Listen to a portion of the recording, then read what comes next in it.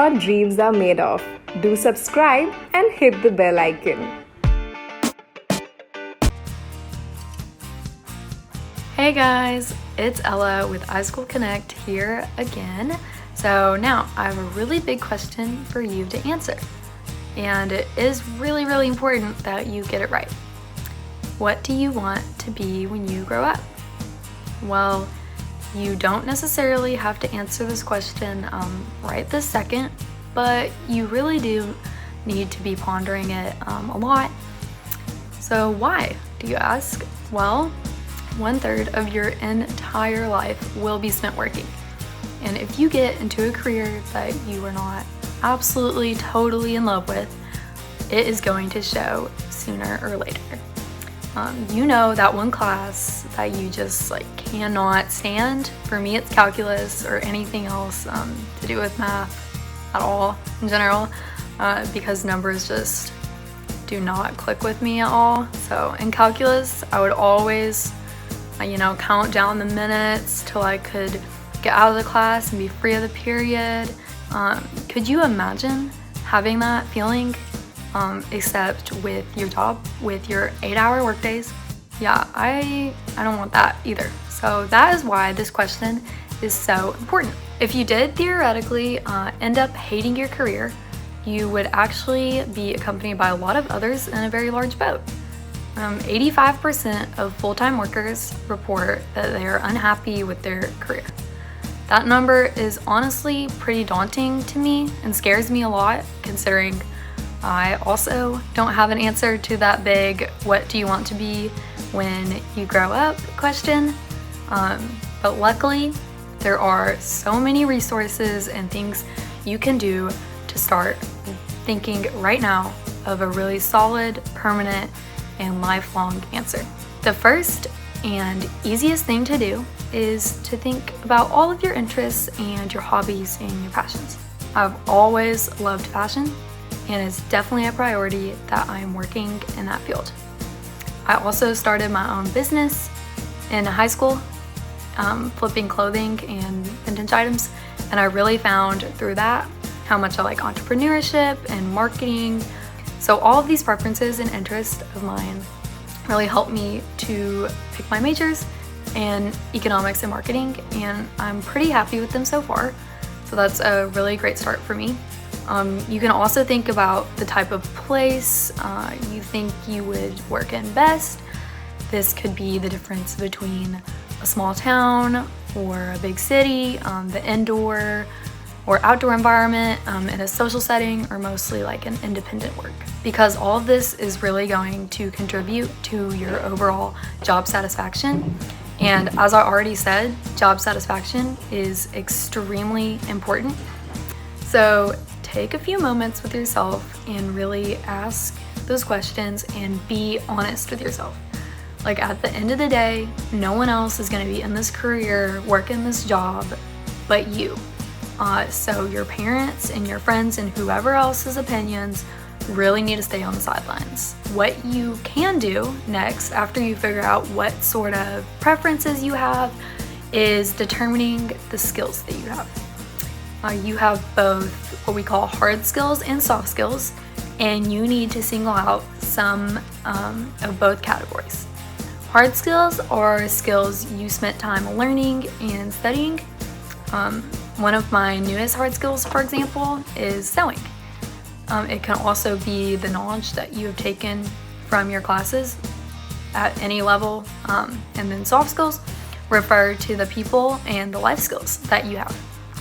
For example, I consider myself pretty good at time management and working in groups. So it's also super important here that you are honest with yourself about what skills you have. It's also important that once you identify a few, that you are able to connect them to real-world careers. Because obviously you are going to be very successful at a job that values your skills that you're good at, and whether they are hard or soft skills. So once you have a good list of skills, show it to a friend or family member, or someone that you really think knows you well. Ask them to single out the strongest skills or the few strongest that they think that you really have down and you really exceed with. This skill or few skills are what is really going to set you apart when competing for jobs later down the line. It should be something that is unique as well.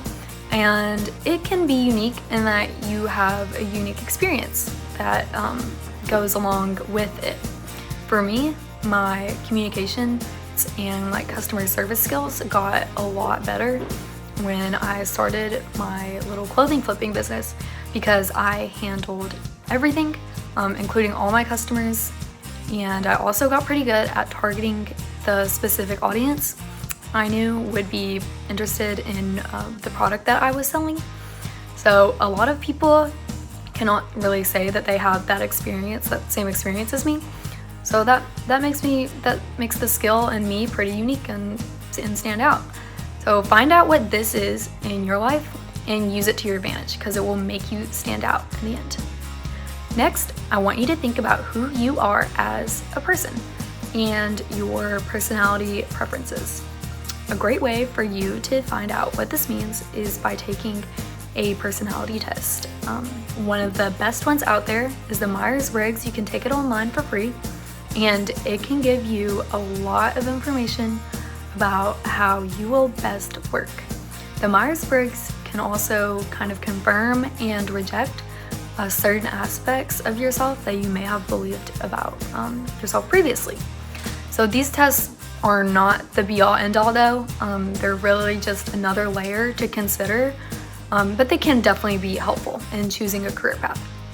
For example, a shortcoming of the test is that it won't really point out what you're passionate about. So you really need to find out and answer some of these questions by yourself. Now, I don't know where you are currently in your schooling journey, but if you're in high school or college, there is a really good chance that your school has some career and college advisors that you can reach out to. And these people are really helpful because it's their jobs to really know where a student is going to have their high job satisfaction. So you would really be missing an invaluable opportunity if you didn't use this person and these resources to your advantage. So a good idea would be to set up an appointment with your career advisor and really speak to them and talk to them honestly. It would be a great idea to maybe bring a list of your preferences, your hobbies, your skills, your strengths, and maybe even your personality type.